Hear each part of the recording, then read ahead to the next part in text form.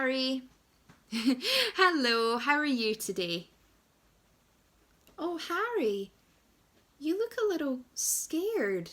Are you okay? No?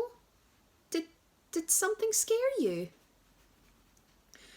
Okay, Harry, what scared you? Can you tell me?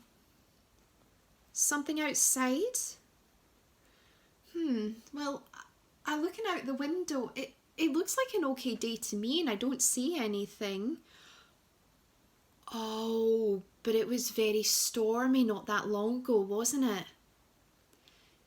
Did the storm scare you, Harry? Oh, Harry.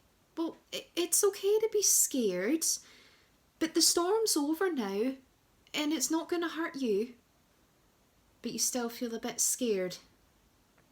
Okay, that's understandable, Harry. The storm was very scary. Do you know what? Today I have a story for you. Yes, for you. I'm going to tell you the story of a turtle called Franklin, who, like you, was scared of a storm. Would you like to hear it? Okay, today's story is called Franklin and the Thunderstorm. Oh yes, Harry, there is a thunderstorm on the front cover. So we can see the rain, we can see the dark clouds, and we can see the lightning. Just like in a real thunderstorm. Are you ready to read the book now? Okay, let's see what happens to Franklin. So Franklin could count by twos and tie his shoes. He could name the months of the year and all the seasons. He could read the thermometer and he checked the barometer every day. Franklin worried about the weather because he was afraid of storms. What's a thermometer? So a thermometer tells you what the temperature is, so how hot and cold it is. And a barometer tells you what kind of weather it might be. Yeah, that's pretty clever, isn't it?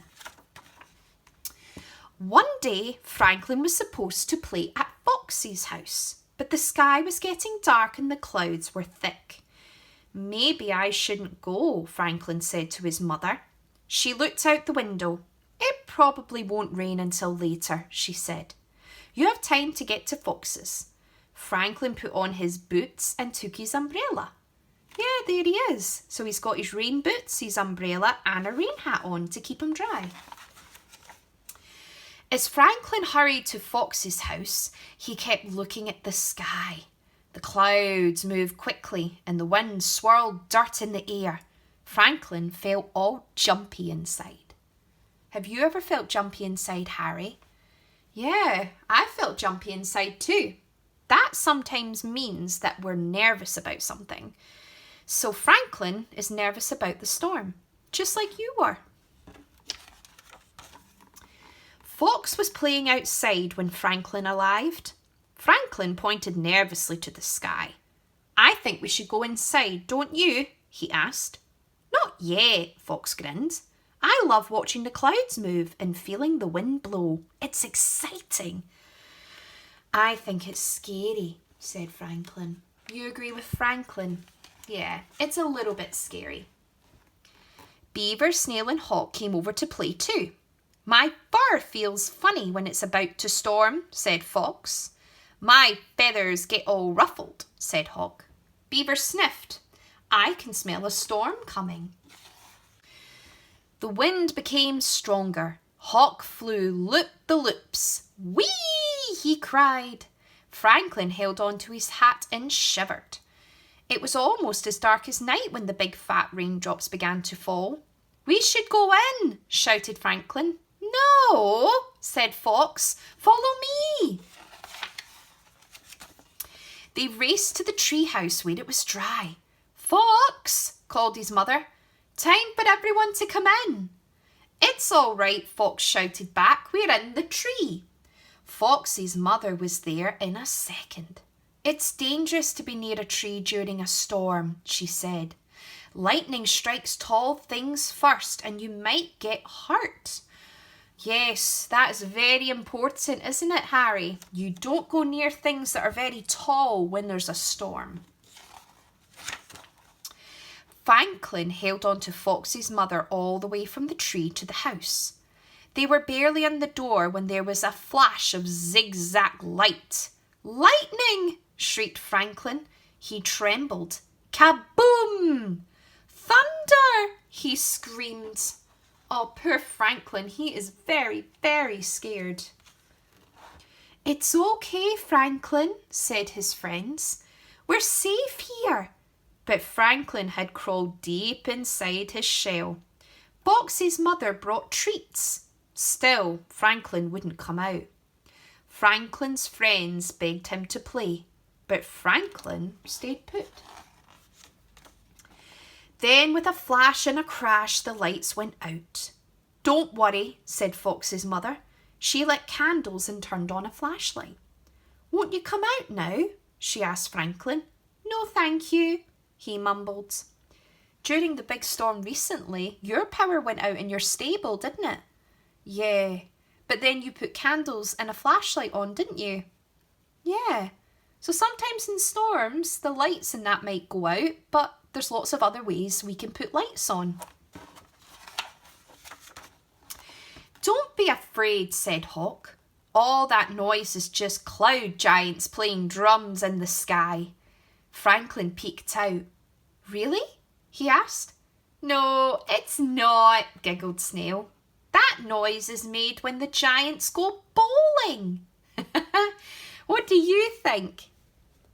"Oh, you think that they're drumming on the drums."